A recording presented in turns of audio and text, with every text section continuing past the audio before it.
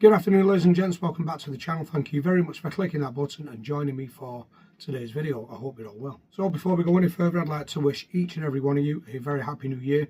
I do apologise, I know it's late in the month now, but better late than never, eh? So today's video, ladies and gents, is a discussion on all things bushcraft knives. Now recently I was flicking through YouTube, I'm trying to catch up on bushcrafty stuff, and a video thumbnail caught my attention. It was a gent who was testing different knife steels. Now we did have a chart on his thumbnail. It was 6 sections deep and he was testing no less than 60 knife steels. And it got me to thinking, in the 16-17 years that I've been practicing bushcraft, I've never really looked past the 01 high carbon steel blades.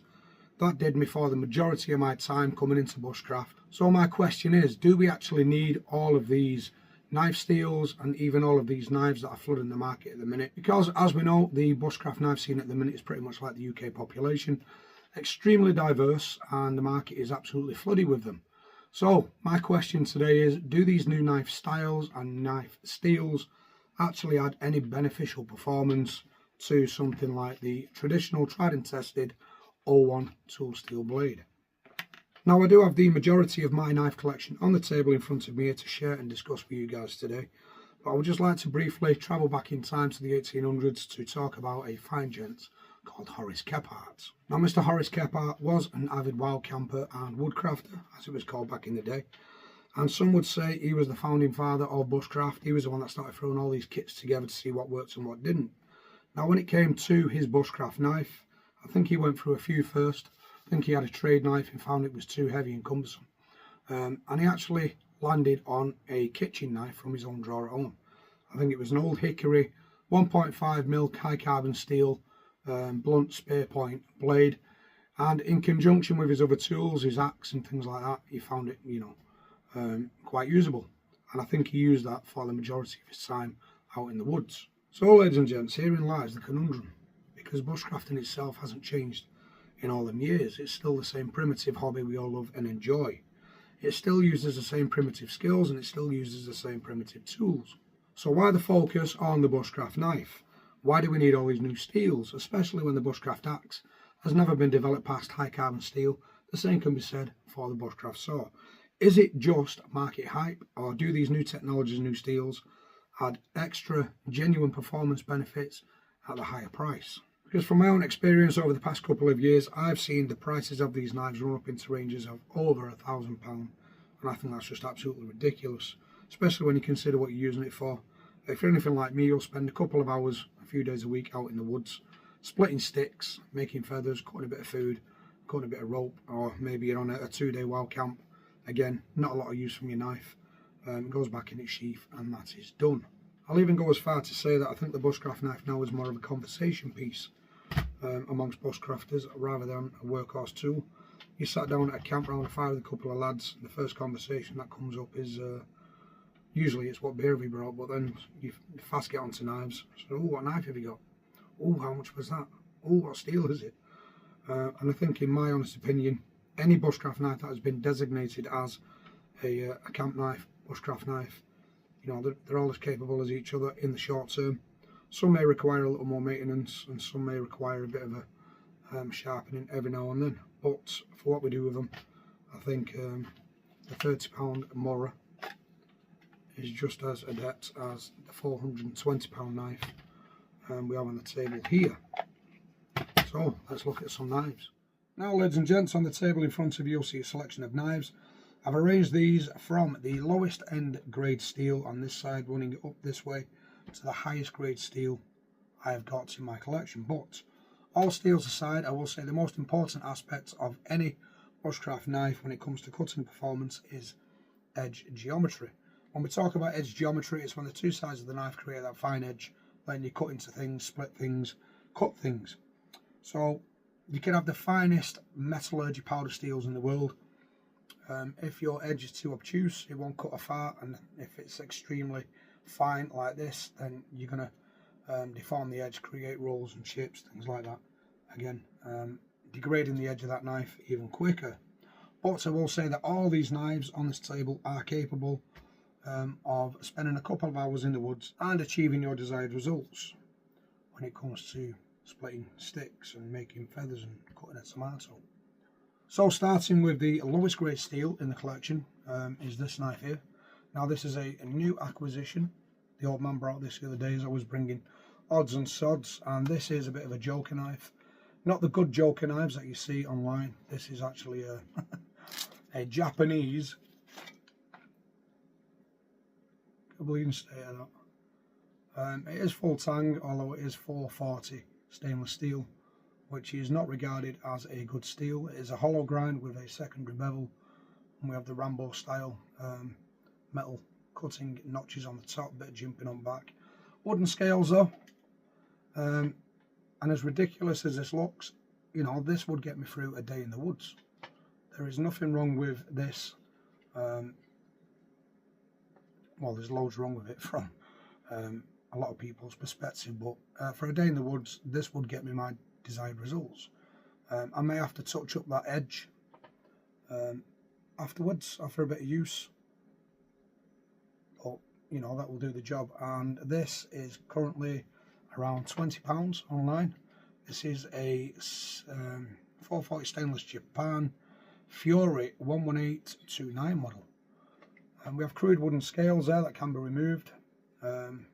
Yeah, it's a knife at the end of the day, and it will do its job. It's around 4.5mm, maybe 5mm thickness. But yeah, more than capable of spending a couple of hours in the woods chopping wood, which we are going to do and demonstrate in a future video with all of these knives. This one actually comes with a survival kit, which we had a laugh about. So if we open this, we've got all sorts in there: fish hooks, wire saws, bobbins. It is a bit bobbins, but you know, we are going to have some fun with that in the woods. There's also a sharpening stone in there that will put an edge back on that very quickly. So that's that one. Second is the Bushcraft Black. This is one of my longest standing blades in my collection. I have had since this, and before past this, the Garber Black, which I sold and kept this, which I mentioned in other videos. This knife is a beast. It is a 3/4 tang, rat tang knife. It's not a full tang, but as I mentioned before, I have used this to batten through logs, and it still survives to this day. It's around 3mm thick, Scandi grind, classic Mora style there. We have that rubberized grip, very comfortable and ergonomic in the hand. And again, it is a fantastic knife. We have a plastic sheath there. This, you know, this will last you days in the woods without even having to touch it. Mora don't really disclose what steel they use. Some say this is 1075, 1085. I'm not 100% sure, but the thing with high carbon steel blades, they're very easy to resharpen. They do require a little bit of maintenance, being a high carbon steel. As you can see there, we've got some Vaseline on there. But it's, you know, these are the steps you take to look after your knives in the woods, and it's all part of the experience, which I'll talk about in a little while. So there is a £30 high carbon steel Mora, and I love using this knife. It's brilliant. Moving up, this is a custom knife. A lot of you will recognise the logo there. This is a Jack Law, a beautiful custom knife, and I wanted one of these for forever, and I happened upon it recently from a gent at the Bushcraft show, and after acquiring it and using it a little bit, you know, it's nice to have, but it does nothing more than anything else on this table. It's an all-one carbon steel blade. Again, you can see the Vaseline on there. These do require, you know, a coating on the blade because they do rust quite easily, especially if you put these away wet in a leather sheath. But they also do develop their own patina over time, which does protect to a degree from some rust. But yeah, since owning this, it's nothing special now apart from the maker. Sandy is a fantastic knife smith, and he does create beautiful knives. The thing I love about this is the stabilised U scales and the brass loveless bolts. It's beautiful, but you know, I could easily part with this because it is no more special to me now than the majority of knives on this table. So there's that one. Obviously the price is going to ramp up with the custom knife Off the shelf items like these are generally cheap because they are mass produced, although the performance and quality is still there. This is handmade. There's a limited one of these. This is literally the only one of one of this knife because it emits the lanyard hole, so that is a bit of a bespoke. This one is from a very good friend called Graham. He's a local knife smith. He's been making knives for around 3 years now.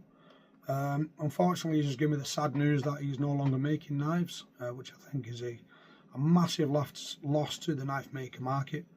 But this one here was his very last one he's made, and he gifted it to me. I've got a number of Graham's knives, and each one are absolutely fantastic. As you can see there, we have orange F1 micarta scales, mosaic pins, and we have his emblem there. This again is 01. Graham makes all his knives in 01 because again it's tried and tested.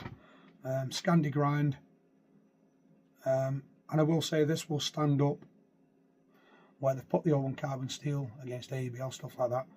And for the test they've done, the edge of this still compares to the edge of the ABL. I know some of you will be screaming at the screen now, but just research it on YouTube, you'll find the videos. Awesome knife, very chunky, but very ergonomic again.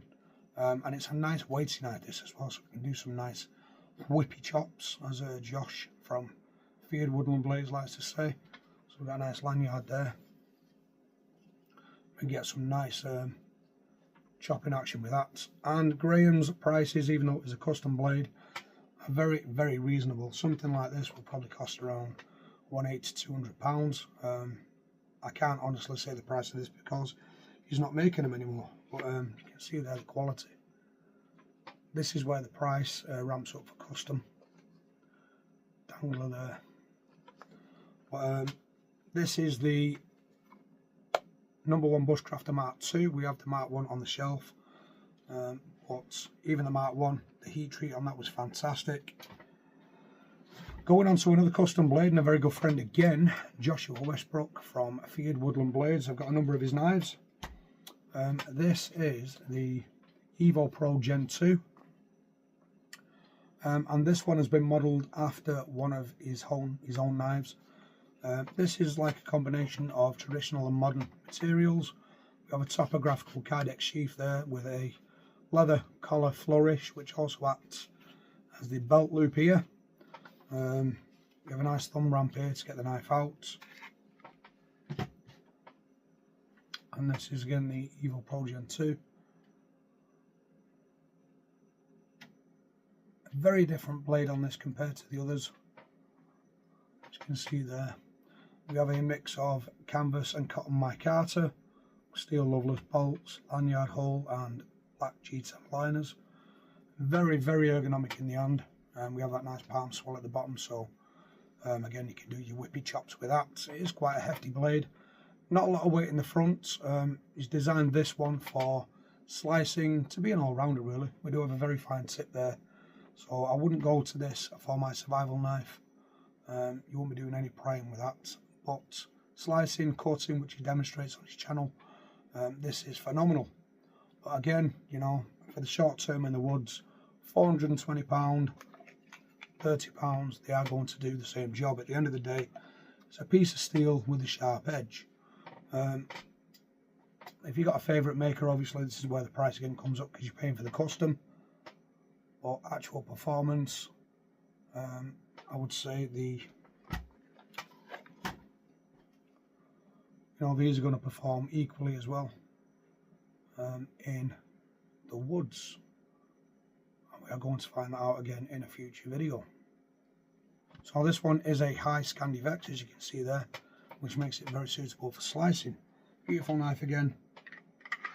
My most expensive knife on the table. The next one.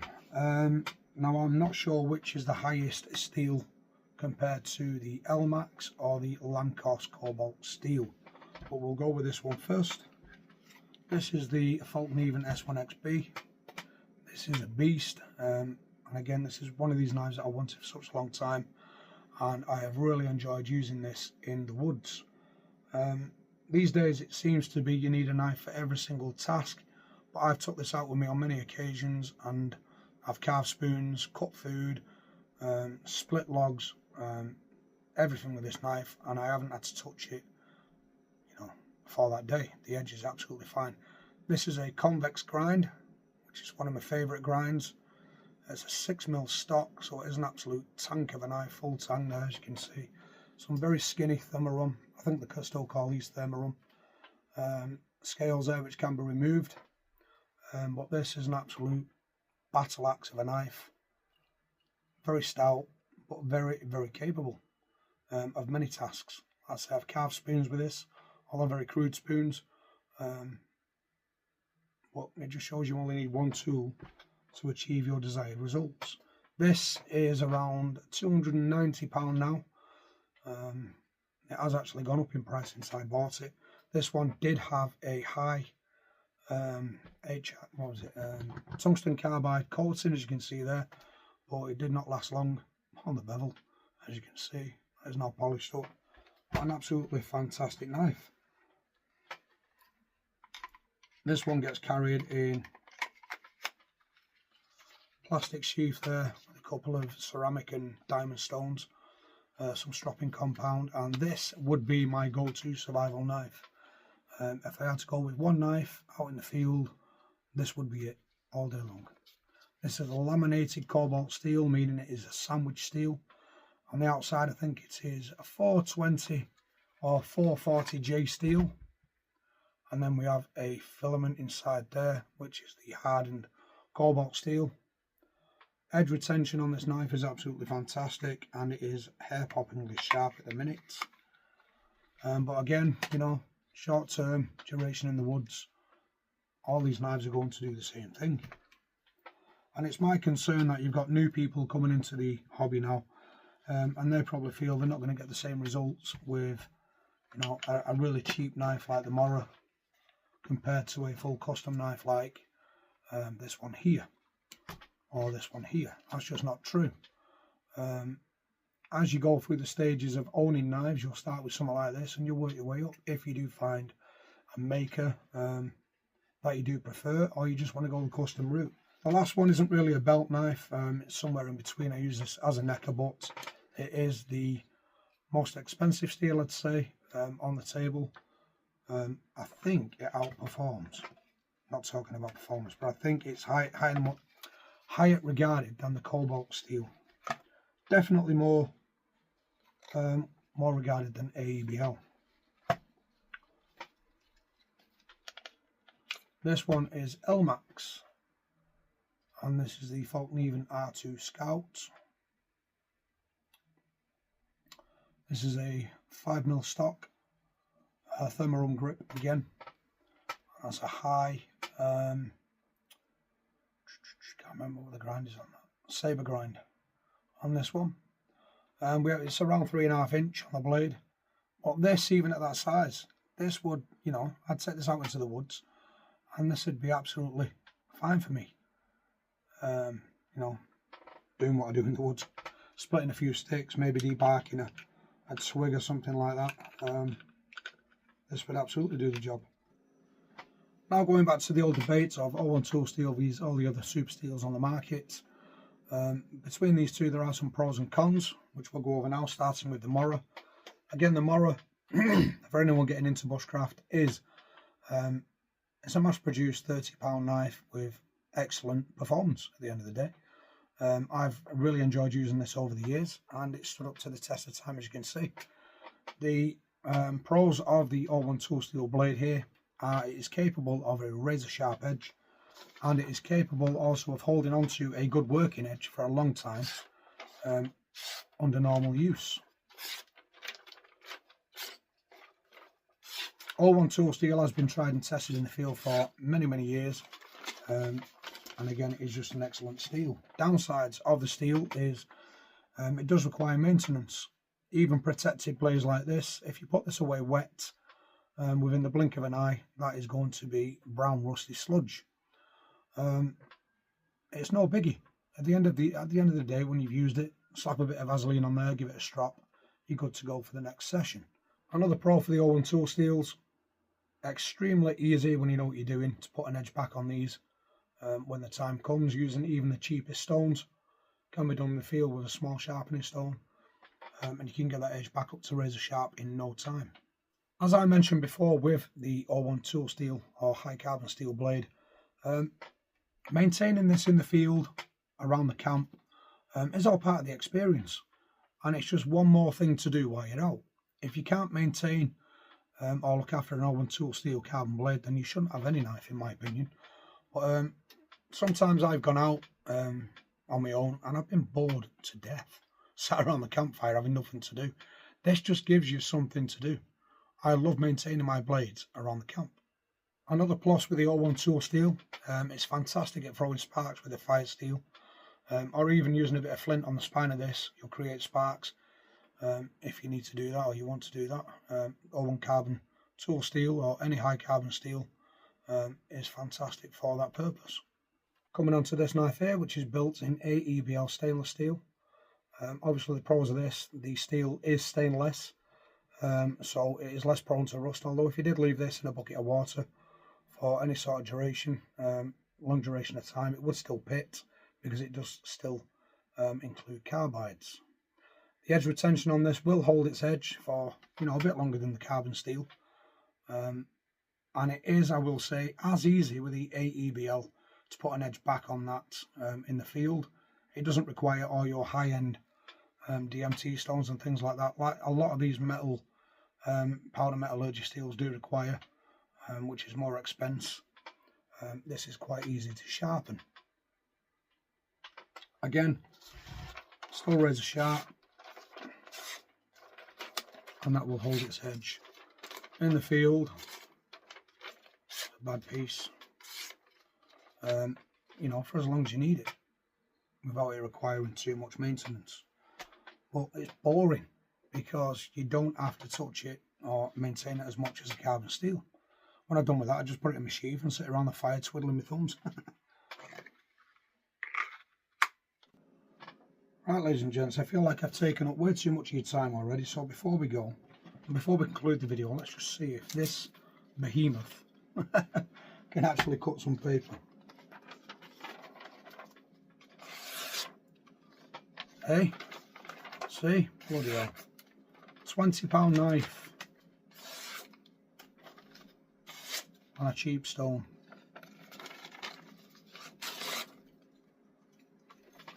Right, ladies and gents, so I think the point I was trying to get at, although it may not be clear, I have never purchased a knife based on the steel it's built with, if that makes sense.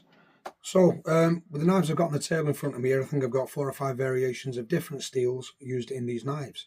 This guy on this YouTube video, from this YouTube video, had 60. And that was 60 steels that he had chosen. There was actually more out there, and I just think that is absolutely absurd. And I think a lot of it is marketing ploy, trying to trick the consumer and thinking that their 01 tool steel blade isn't fit for the job anymore, and making you feel like you need to upgrade to another steel.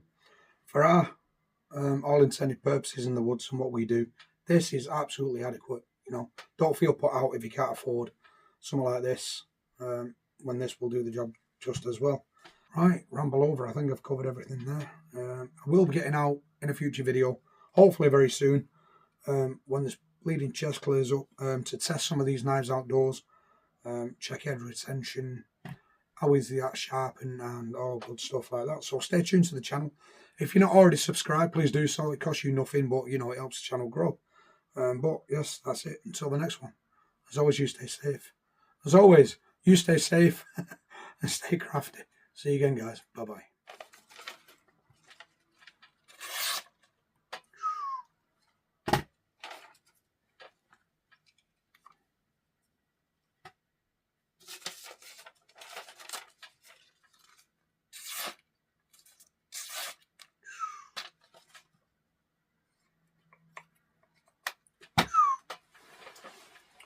Ugh.